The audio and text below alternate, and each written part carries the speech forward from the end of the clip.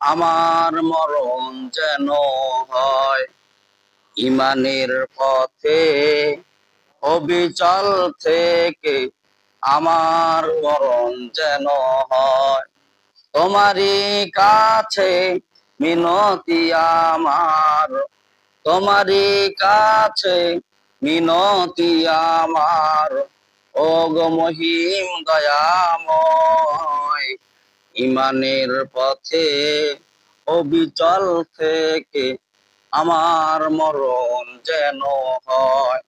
আলহামদুলিল্লাহ, সমস্ত প্রশংসা সেই মহান রব্বুল আলমিনের, যিনি আমাদের শাওয়াল মাসের প্রথম জুমার শরীক হওয়ার তৌফিক দান করলেন। সেই মহান দরবারে আমরা শুকরিয়া জ্ঞাপন করি। আমরা সকলেই বলি আলহামদুলিল্লাহ। আল্লাহ পাক কালামের ভিতরে বলেন, লাইন শাকারতুম লাযিদান্নাকুম ওয়া লাইন কাফারতুম ইন্না আযাবি লাশাদীদ। যে বান্দা আমার নিয়ামত পায়, নিয়ামতের শুকরিয়া আদায় করে, তার নিয়ামতকে আমি আল্লাহ পাক বাড়ায় দিই, বলি সুবহানাল্লাহ। আর যে বান্দা আমার নিয়ামত পাইলো, নিয়ামতের না শুকরিয়া আদায় করে, তার নিয়ামতকে আমি আল্লাহ পাক সিনাই নিয়া ইন্না আযাবি লাশাদীদ, সূক্ষ্ম আযাব দ্বারা গ্রেফতার করি, বলি নাউযুবিল্লাহ। আল্লাহুম্মা সাল্লি সালাতান কামিলান ওয়া সাল্লি সালামান আলা মুহাম্মদ। একটু সকলে আওয়াজ করে বলি সাল্লাল্লাহু আলাইহি ওয়াসাল্লাম। এটা শাওয়াল মাস। শাওয়াল মাসের তাৎপর্য হলো, শাওয়াল মাসে রোজা আছে কয়টা বলেন দেখি? 6টা রোজা আছে। রাসূল হাদিসের মধ্যে বর্ণনা করেন যে শাওয়াল মাসে যদি কেউ 6টা রোজা যদি রাখে, তাহলে সারা মাস না সারা বছর, মানে 11টা মাস রোজা রাখলে যে সওয়াব হবে, সেই সওয়াব তার আমলনামায় লেখা হবে, সুবহানাল্লাহ। আর এই রোজাগুলা ফরজ রোজার মধ্যে যেমন রমজানে আমরা রোজা রাখি, লাগাতার রাখতে হয়, রেগুলার রোজা তা সেরকম না। আপনি আজকে একটা রাখলেন, 2 দিন 3 দিন পর আরেকটাও রাখতে পারেন, এভাবে 6টা রোজা রাখতে পারেন। কিন্তু এই মাসের মধ্যে আপনাকে রাখতে হবে। শাওয়াল মাস বাদ দিয়ে অতিক্রম করে অন্য মাসে যদি রাখেন, তাহলে বের হবে না। আর যদি কাজা রোজা থাকে আপনার, বলা হয় যে কাজা রোজাও আপনি রাখতে পারেন এই মাসে। অনেকজন রোজার ফোদ হয়ে গেছে রমজান মাসের কাজা।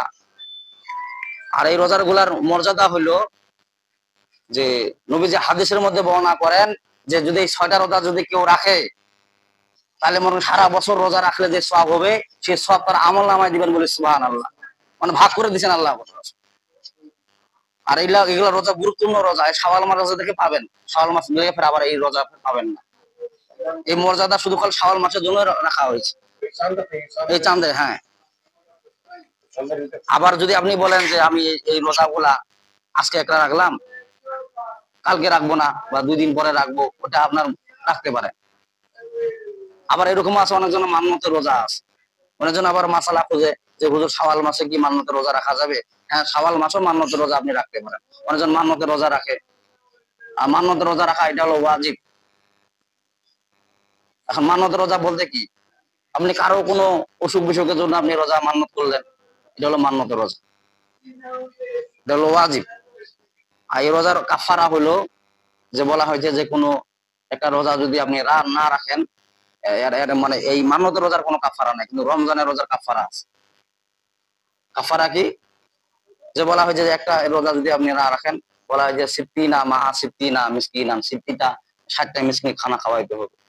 আবার বলা হয়েছে যে একটা রোজা যদি কেউ যদি ইচ্ছাকৃত না রাখেন, শাহরাইনে মুতাতাবিআইন, লাগাতার দুইটা মাস রোজা রাখতে হবে। যদি রমজানের একটা রোজা যদি কেউ পৌঁছ করে, মানে এত ভয়াবহতা। আবার 60টা মিসকিন যদি আপনি খানা খাওয়াবেন, 60টা মিসকিনের একটা মিসকিন যদি বলে যে তরকারির মধ্যে ঝাল হয়েছে বা কোনো একটা ত্রুটি হয়, আবার 60টা মানে মিসকিনকে খাওয়াইতে হবে, এরকম বর্ণনা দেওয়া আছে। মানে এত গুরুত্বপূর্ণ রমজানের রোজা। হ্যাঁ, না না, ওটা আপনার তো ওটা মানে আল্লাহ তাআলা তো চাঁদ ওটা অর্ডার দিয়েছে, চাঁদ উঠলে তো রোজা আর রাখার নাই। তো আল্লাহ 29টা রাখছে, এই 29টার জন্যই আপনার ওইটাই ফরজ ছিল। এখন আপনি যদি বলতেন যে বলে 30টা তো পূর্ণ না, এটা আল্লাহ তাআলা ওটা মুক্তিবা করে দিবে, মাফ করে দিবে। কিন্তু আপনি যদি ইচ্ছাকৃত রমজানের রোজাগুলো যদি আপনি ইচ্ছাকৃত রাখলো না কেউ, তাহলে আর জন্য এরকম। আর যদি অনিচ্ছা যদি কেউ না রাখে, অনিচ্ছা বলতে অসুখ বিসুখ কারণে কেউ রাখতে পারলো না, যেমন মহিলাদের রোজা মানে পুরো কিছু ফৌজ যায়, ওরা এই মাসেও কাজাগুলা রাখতে পারবে। বাসায় জানাই দিবেন মহিলাদেরকে, যাদের রোজা ফৌজ হয়েছে, এই মাসেও কাজা রোজাগুলা রাখতে পারবে। আর এই যে নফল রোজা, এটা শাওয়াল মাসের রোজা, এগুলা রোজার মনে করেন যে আপনার আজকে একটা রাখলেন, আপনি যদি বলেন যে না 2 দিন 3 দিন পর আরেকটা রাখবো, এভাবে এই মাসের মধ্যে আপনি 6টা রোজা রাখতে পারবেন। আর এই 6টা রোজা যদি কেউ রাখে, বলা হয় যে সারা বছর রোজা রাখলে যে সওয়াব হবে, সে সওয়াব তার আমলনামায় দিবেন, বলে সুবহানাল্লাহ। এই অফারটা শুধু রাসূল সাল্লাল্লাহু আলাইহি সাল্লাম স্পেশাল আমাদের জন্য নিয়ে আসছে। আবার এই শাওয়াল মাস, জিলকদ মাস, জিলহজ মাস, এই মাসে ফের আবার দেখবেন যে হজের মৌসুম, হাজিরা হজ করতে যায়। এই হজের ব্যাপারও আল্লাহ পাক কোরআনে কথা বলছেন। যার ধন সম্পদ হবে, টাকা পয়সা হবে, তার জন্য হজ ফরজ হয়ে যাবে। আর হজের নিয়ম হলো মানে আল্লাহ কোরআনের মধ্যে বর্ণনা করতেছেন, যারা হজ করতে যাবে তাদের কোনো পাপাচারী কাজ করা যাবে না। তাদের জানার মনে যে উত্তপ্ত করা যে অশ্লীল ছবিগুলা মানে ওইগুলা দেখা যাবে না। হজের যখন হাজিরা হজ যায় তখন আল্লাহ তাআলা ওই বান্দার কাছে যে হজে করে আসলো, হজ করতে যে আসলো, আল্লাহ তাআলা ফের আবার ওনার কাছে স্লোগান নিচ্ছেন। কেমন একটা স্লোগান দিই না আমরা, একটা স্লোগান নিচ্ছেন। কেমন স্লোগান? হাজিরা যখন হজ করতে যায় মানে লাব্বাইক আল্লাহুম্মা লাকা লাব্বাইক লা শারিকা লাকা লাব্বাইক ইন্নাল হামদা ওয়ান নি'মাতা লাকা ওয়াল মুলক লা শারিকা লাক। বলেন না আল্লাহু আকবার।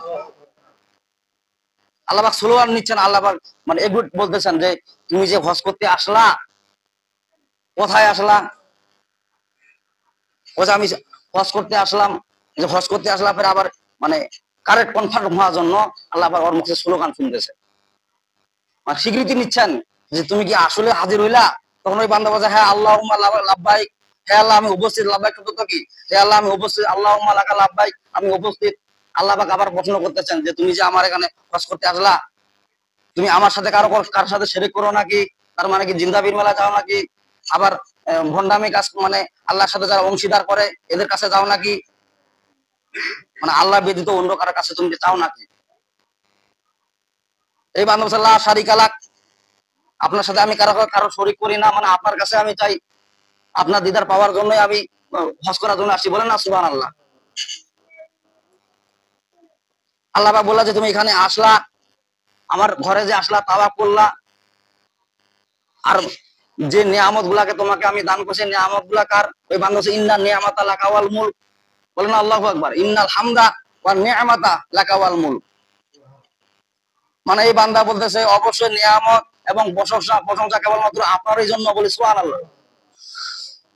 তারপর আবার স্বীকৃতি নিচ্ছেন যে তুমি যে উপস্থিত হলে আমার ঘরে, আরো কারোর সাথে শরীক করো নাকি? বলছে লা শারিকা লাক, কারোর সাথে আমি শরীক করি না। বলি সুবহানাল্লাহ। এজন্য রাসূল হাদিসের মধ্যে বর্ণনা করেন, বুখারী শরীফের 1819 নম্বর হাদিসের মধ্যে বর্ণনা করেন যে কোন হাজী যখন হজ করতে আসে কাবা শরীফে, যখন ওই বান্দা কোনো পাপাচারী কাজ করে না, হজ করে আমার ঘরের মধ্যে হজ করে যখন সে যায়, নবজাতক শিশুর মতো হয়ে যায়। বলি সুবহানাল্লাহ। তার কোনো আমলনামায় গুনাহ থাকে না। আর যে আপনি হজ করবেন, হজ করার মধ্যে পরিশুদ্ধ হওয়া লাগবে।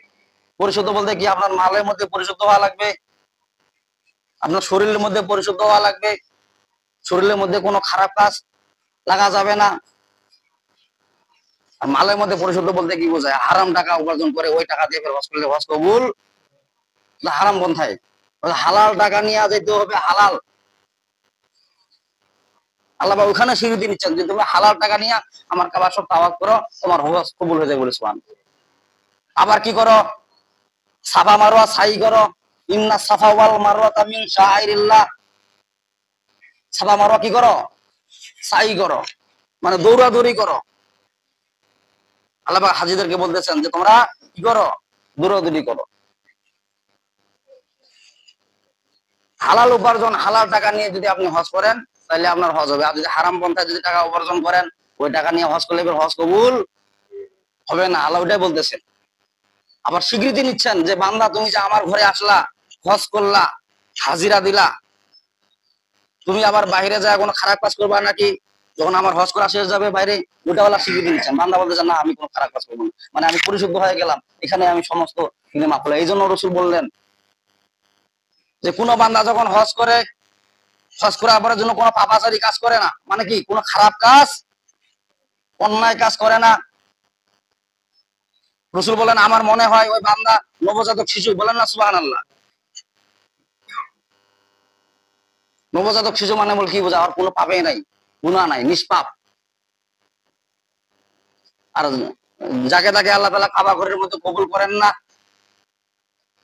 যাকে পছন্দ করেন তাকে আল্লাহ পাক ওই কাবা ঘরের মধ্যে কবুল করেন। বলেন না সুবহানাল্লাহ।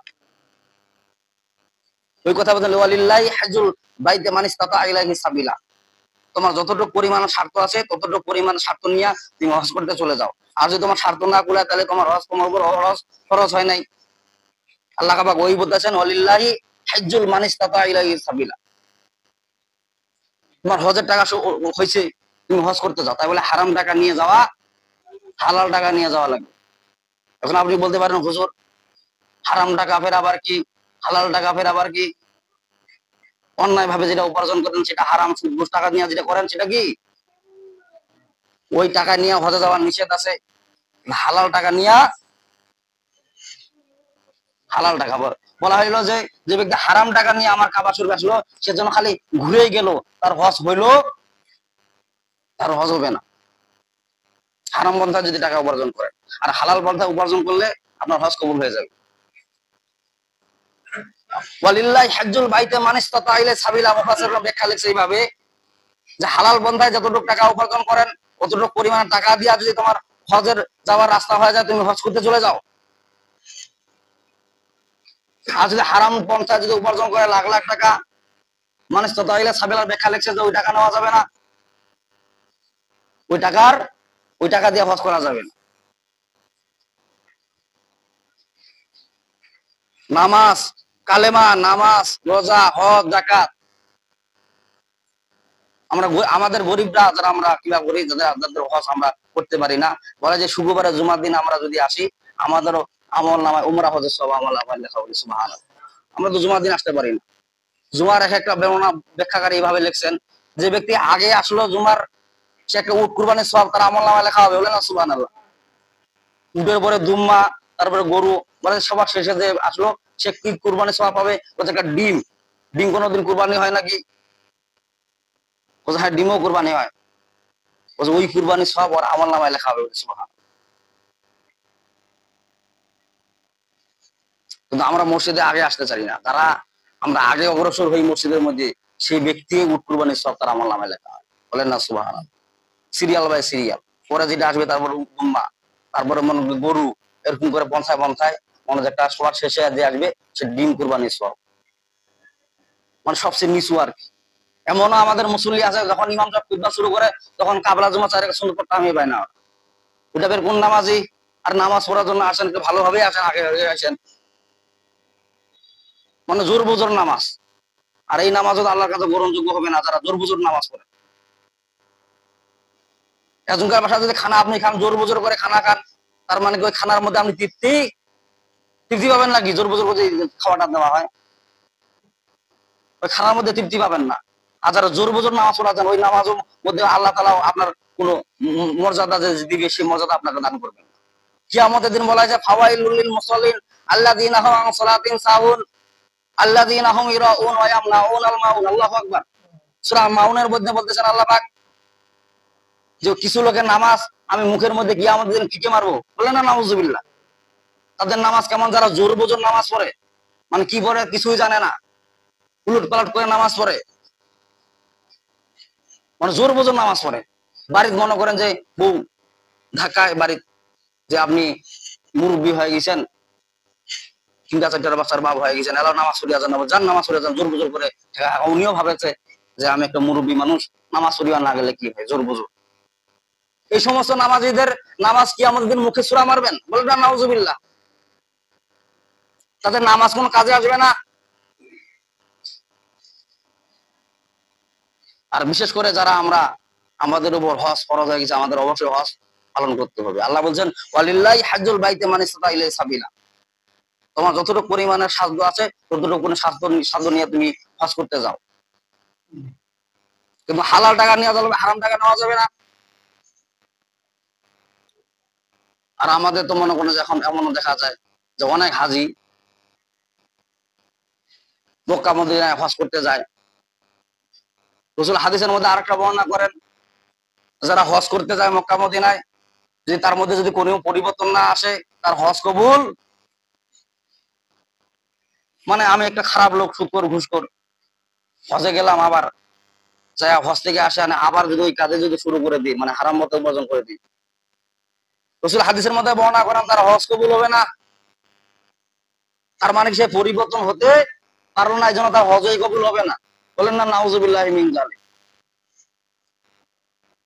অনেক হাজি দেখা যায় হজ করে, আবার যখন বাংলাদেশে ফিরে পকেট মোটা দেখা যায়, মনে হয় যে তুসবি, আতর তুসবি মনে হয় পকেটের মধ্যে, টুপি, কিন্তু হাত ঢুকায় দেখে যে না, বিড়ির মোটা দেখা যায়। কোন হজ, কোন হাজি উনি? রাসূল হাদিসের মধ্যে বর্ণনা করেন যে হাজিকে এমন হওয়া লাগবে যে তার দ্বারা কোনো অন্যায় কাজ যেন না হয়। হজ করলো যারা, তার মানে কি? সে পরিশুদ্ধ হলো। সে নবজাতক শিশু বলতে কি বোঝায়? যে তার দ্বারা কোনো অন্যায় কাজ হবে না, এটাই রাসূল বুঝাইছে। তারপরও যদি অন্যায় কাজ করে তাহলে তার হজ কোনো কাজে আসবে না, গ্রহণযোগ্য হবে না। যেমন মনে করেন যে আপনি ওই যে এক জায়গায় ঘুরতে গেলেন, ঘুরে যা জিনিসপাতি দেখে আসলেন, এতটুকু পরিমাণে হয়ে যাবে। আর যাদের হজ ফরজ হয়ে গেছে, সে যদি হজ না করে, রাসূল আর হাদিসের মধ্যে বলেন সে ইহুদি হয়ে মারা গেল, না নাসরা হয়ে মারা গেল, না কি হয়ে মারা গেল, আমি রাসূল জানি না, বলেন না নাউজুবিল্লাহ। যার প্রতি হজ ফরজ হয়ে গেল, সে যদি হজ না করে, রাসূল হাদিসের মধ্যে বর্ণনা করেন সে ইহুদি হয়ে মারা গেল, না নাসরা হয়ে মারা গেল, আমি রাসূল জানি না, তার মানে কি? কত নিকৃষ্ট কথা বলছেন। সে ইহুদি না নাসারা কি যে হয়ে মারা গেল, আমি রাসূলই বলতে পারি। আর এটা হজ একটা ফরজ, যেমন কালেমা পড়া ফরজ, তারপরে নামাজ ফরজ, রোজা ফরজ, হজও একটা ফরজ ইবাদত। যার উপর হজ ফরজ হয়ে গেছে তাকে হজ অবশ্যই করতে হবে। আর যদি না করে, তাহলে রাসূল বলতেছেন সে ইহুদি হয়ে মারা গেল, না নাসারা হয়ে মারা গেল, না কি হয়ে মারা গেল, আমি রাসূলও জানি না, বলেন না নাউজুবিল্লাহি মিন যালিক। যার সামর্থ্য আছেন অবশ্যই আপনাদেরকে হজ করতে হবে। আর দোয়া করতে হবে যে আল্লাহ, আপনার কাবা শরীফ, মক্কা শরীফ, মদিনা শরীফ, রাসূল যে জায়গায় অবস্থান করেছেন সেগুলা আমাদেরকে দেখার তৌফিক দান করেন, বলেন না আল্লাহুম্মা আমিন। আল্লাহ যেন আমাদেরকে সবাইকে হজ করার তৌফিক দান করে, আমরা সকলে বলি আল্লাহুম্মা আমিন। হজ এটা এমন একটা জিনিস, আবার রাসূল বলতেছেন হাদিসের মধ্যে, যে ব্যক্তি আমার কবর জিয়ারত করলো, রওজা জিয়ারত করলো, জাহান্নামের আগুন তার জন্য হারাম হয়ে যাবে, বলেন সুবহানাল্লাহ। কারণ রাসূল কবরের মধ্যে জিন্দা আছেন, এজন্য রাসূলকে হায়াতুন নবী বলা হয়। রাসূলকে যখন মৃত্যুবরণ করা হলো, আজরাইল যখন জানটা কবজ করলো, কবজ করার পরে সেই রাসূলকে বলতেছেন যে আপনাদেরকে জান্নাতের মাটিতে তৈরি করা হয়েছে, আর যে জায়গা যেখান থেকে তৈরি করা হয় সে জায়গায় তার দাফন হয়, বলেন না সুবহানাল্লাহ।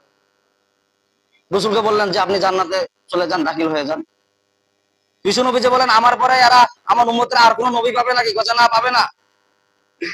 তাহলে আমি জান্নাতে যাব না, আমি আমার উম্মতকে নিয়ে জান্নাতে যাবো, বলেন না সুবহানাল্লাহ। আপনি কোথায় থাকতে চান? বলতেছে আমার রওজা জিয়ারতে আপনি রাখে দেন কাবা শরীফ, বলে সুবহানাল্লাহ। তার পাশে নবীজির, বিশ্ব নবীজির কবর, যেখানে যিনি মৃত্যুবরণ করেছে সেখানে তার দাফন হয়েছে, বলেন না সুবহানাল্লাহ। বলা হয়েছে কবরের মধ্যে রাসূল জিন্দা আছেন, আপনি যখন সালাম দেন সেই সালাম বিশ্ব নবী শুনতে পান, বলেন না সুবহানাল্লাহ।